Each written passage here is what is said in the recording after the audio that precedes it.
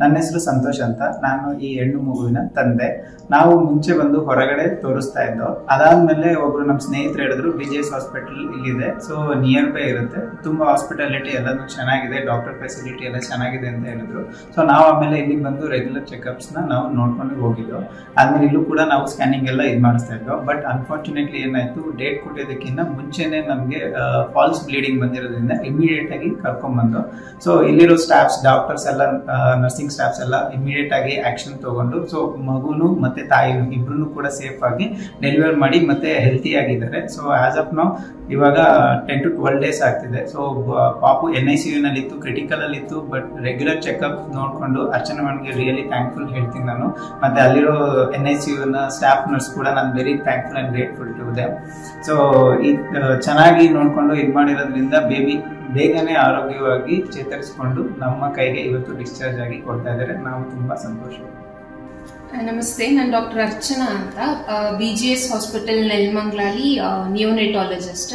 I handle NICU babies here.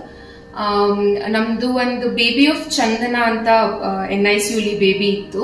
The mother Chandana was referred from Nelamangala because ಅಲ್ಲಿ ಅವ್ರನ್ನ ತೋರಿಸ್ತಾ ಇದ್ರು. ಬಟ್ ಅಬ್ರಪ್ಷನ್ ಪ್ಲಾಸೆಂಟಾ ಅಂತೀವಿ, ಅಂದ್ರೆ ಮದರ್ಗೆ ಸಿವಿಯರ್ ಬ್ಲೀಡಿಂಗ್ ಬಿಫೋರ್ ಟರ್ಮ್ ಆಗಿದ್ರಿಂದ ತಾಯಿನ ಎಮರ್ಜೆನ್ಸಿಯಾಗಿ ಇಲ್ಲಿ ಶಿಫ್ಟ್ ಮಾಡ್ಕೊಂಡಿದ್ರು. OBG ಅವರು ಅಬ್ರಪ್ಷನ್ ಪ್ಲಾಸೆಂಟಾನ as soon as possible handle ಮಾಡಿ ಎಮರ್ಜೆನ್ಸಿ ಸಿಸೇರಿಯನ್ ಸೆಕ್ಷನ್ ಮಾಡಿ ಬೇಬಿನ ಡೆಲಿವರ್ ಮಾಡಿದ್ರು. ಯಾಕಂದ್ರೆ ಬೇಬಿಗೆ ಈ ತರ ರಕ್ತ ಲಾಸ್ ಆಗಿದ್ರಿಂದ ಬಿಫೋರ್ ಬರ್ತ್, ಬೇಬಿ ಹೊರಗೆ ಬಂದಾಗ ಸ್ವಲ್ಪ ಉಸಿರಾಟಕ್ಕೆ ತೊಂದರೆ, ರಕ್ತಹೀನತೆ ಇದೆಲ್ಲ ಇದ್ದಿದ್ರಿಂದ ಬೇಬಿನ ಎಮರ್ಜೆನ್ಸಿ NICU ಗೆ ಶಿಫ್ಟ್ ಮಾಡ್ಕೊಂಡ್ವಿ.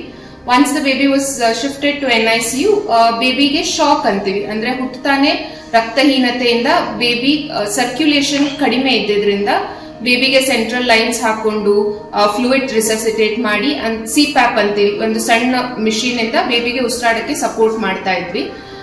ಇದು ಮಾಡ್ತಾ ಇರ್ಬೇಕಾದ್ರೆ ಡೇ 2 ಅಲ್ಲಿ ಏನಾಯ್ತು, ಬೇಬಿ ಸ್ವಲ್ಪ ಡಿಟೋರಿಯೇಟ್ ಆಗಕ್ಕೆ ಶುರುವಾಯ್ತು. ನಾವು ಕೊಡ್ತಿದ್ದ ಸಪೋರ್ಟ್ ಸಾಕಾಗದೆ ಇರೋದ್ರಿಂದ ಡಿಟೋರಿಯೇಟ್ ಆಗಕ್ಕೆ ಶುರುವಾಗಿ ಬೇಬಿ ವೆಂಟಿಲೇಟರ್ ಮೇಲೆ ಹೋಯ್ತು. 2ನೇ ದಿನ ಬೇಬಿನ ವೆಂಟಿಲೇಟರ್ ಮೇಲೆ ಕನೆಕ್ಟ್ ಮಾಡಿ ಈ ಶಾಕ್ ಇಂದ ಈಚೆ ತರೋದಿಕ್ಕೆ ಕೆಲವು ಹೃದಯಕ್ಕೆ ಆಕ್ಟ್ ಆಗೋ ತರ ಡ್ರಗ್ಸ್ ಕೊಡ್ತೀವಿ, ಅದನ್ನ ಶುರು ಮಾಡಿದ್ವಿ.